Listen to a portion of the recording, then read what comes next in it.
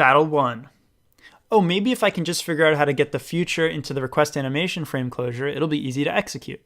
Closures. A closure, conceptually, is a function that closes over the scope of its environment. If I've declared X outside my closure, I can use X from within it. In an ML language, we could write code like let make adder equals let X equals 4 in fun Y arrow X plus Y.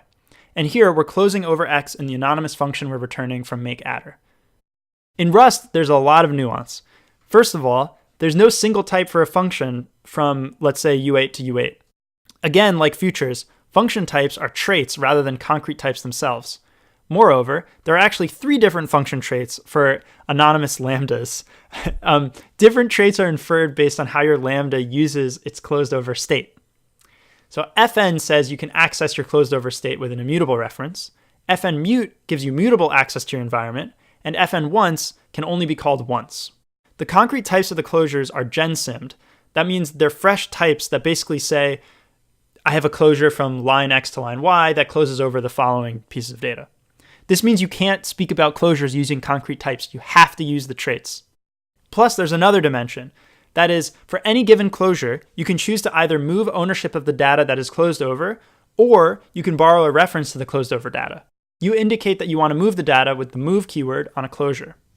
All this means that the type Tetris is real. The compiler errors are rough. There's a tip that Rust expert Corey suggested for debugging hard closure problems. That is, make a struct that conforms to the fn trait that you're trying to get your closure to be, and explicitly put the state that you're closing over in the struct itself. And now the compiler errors you get are much more clear and helpful. So the fight begins.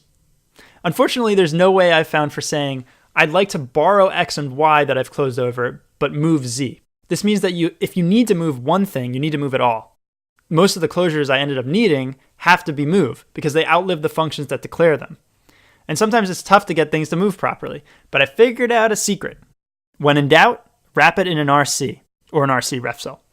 My Rust level of, I don't really understand Rust enough to get this thing to be zero cost, but I understand it enough to get it to work.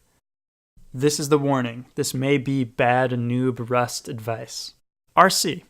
An RC, in essence, says, I opt out of Rust static lifetime checker. Let's do reference checks at runtime using reference counting. You can use arc for atomic reference counting.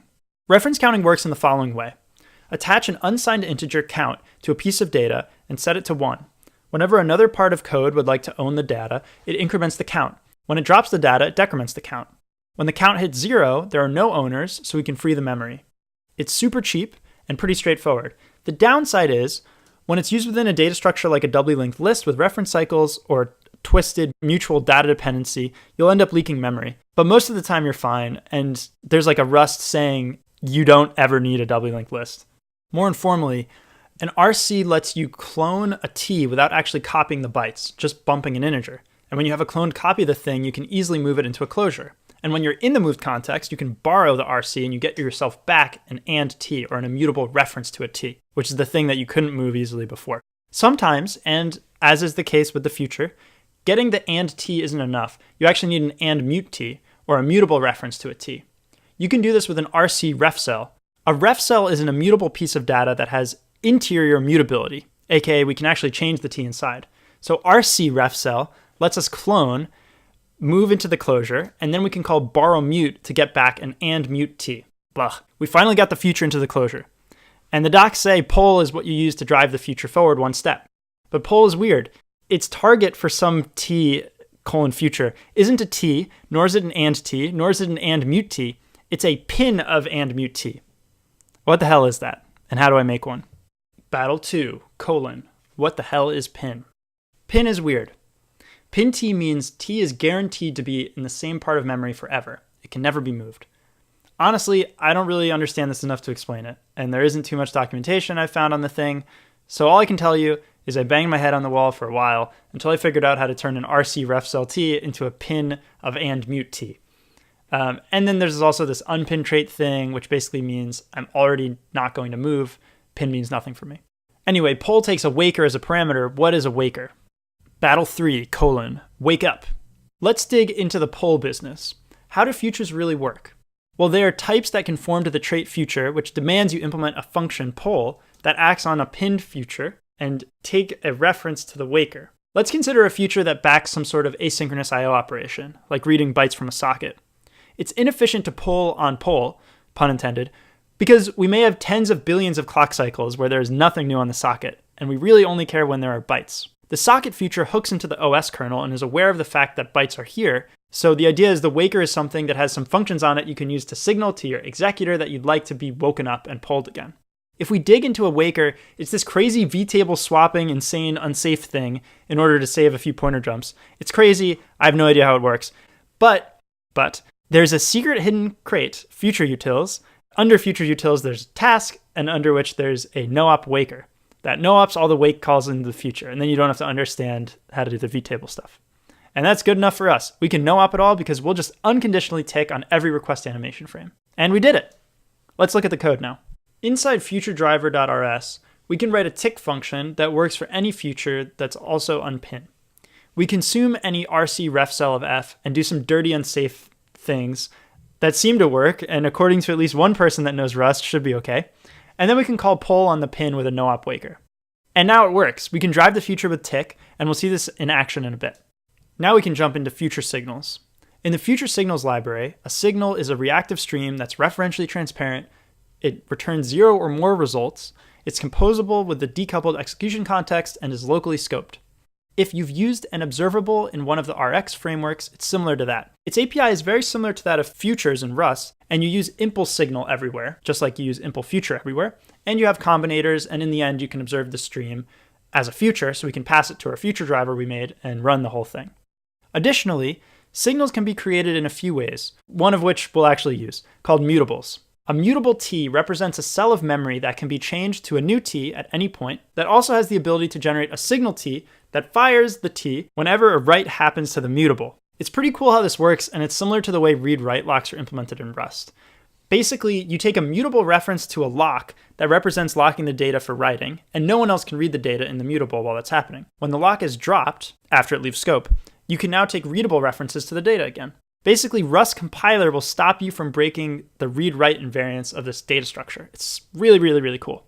Now we have to understand virtual DOM RS. This crate is part of Percy and gives us a nice immutable interface to the DOM. Virtual DOMs work by creating an immutable lightweight shadow DOM data structure that is accompanied with essentially a diff function that takes two views and produces a diff, and a patch function that takes the world and a diff and gives you back a new world. Such that we recreate our shadow DOM every time anything changes, and then diff it and apply the patch effectively to our real-life heavy DOM in the browser. This is a big part of why React style is one of the few UI programming paradigms that don't suck. That's mainstream. Concretely, this crate gives us essentially two things. One, a virtual DOM virtual node type, and two, an HTML macro. Under the hood, at least for now, the virtual node type is just a recursive enum modeling HTML tags, and the HTML macro lets us write HTML-looking declarations where we can also embed arbitrary Rust sub-expressions as children to the HTML nodes. It's very similar to JSX for React.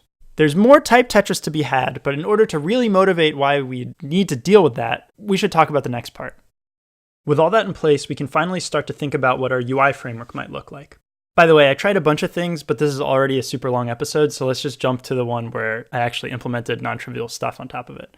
The top-level app component is composed of app state and a component function that takes a reference to app state and returns a signal of virtual nodes, which can easily be patched into the DOM.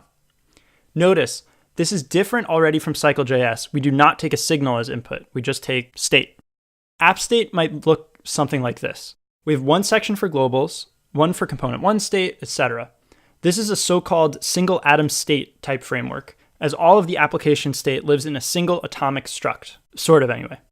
An arbitrary component also has a state and a component function. State contains many mutables, as this lets us easily write information that will trigger other signals that other components, or this one, are still waiting on. The component function here takes ownership of the state and returns an RC virtual node, signal, as signal composition with future signals requires shared ownership of the item when signals are combined.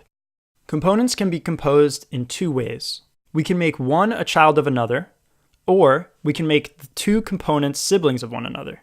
In the first case, we just call the inner B component function from within the A one. In the second case, we'll call both component functions and combine the signals. As an aside, this seems really similar to a monoidal category, but I'll need to explore that more before saying anything definitive. Let's look at a simple example. We're going to rewrite the index.html that declares the static canvas upon which we're rendering the Gameboy screen to instead be generated from a pure component built in our system. Here we have struct state and fn component. In this case, we don't really need any state, but in order to make sure the framework is robust-ish in the face of future GUI things, let's stick a signal in here. It turns out we either need the generic S, as I've chosen here, to get static dispatch, or we need to box the signal and use dynamic dispatch, because structs need to know the size of their types at compile time. Our fn component goes from state to signal virtual node, returns a canvas VDOM whenever the input signal changes. Well, that's what we'd like to have done, but signals need to own their items when they're merged with other signals, so in order to actually use the virtual node later, we'll make it an RC virtual node as we described earlier. But then we have another problem. We can't easily nest an RC virtual node into another virtual node. Why? Virtual node as written owns all of its children. So I opened an issue on Percy, and we're going to fix that, but for now we can hack it. Inject node takes an RC virtual node and provides an instance of from inject node for iterable nodes. This is the thing that HTML macro demands for embedded Rust expressions. It's essentially a clone instance stuck in here for virtual node. Here's a nice example of a recursive traversal of a recursive enum. There's a funny and star dance we do at the end, and I'm not really sure why we need that anymore. I think this is how I made the RC virtual node into a reference to a virtual node. With this in place, we can nest components. Also, we can now throw out anything application specific in our index.html, as long as we make sure to mount the first render of our component before we grab a handle to the canvas, and we'll show this at the end of the episode. Okay, let's do a more advanced example with a real-world component, something that we can use to debug our memory on the Game Boy as the emulator is running.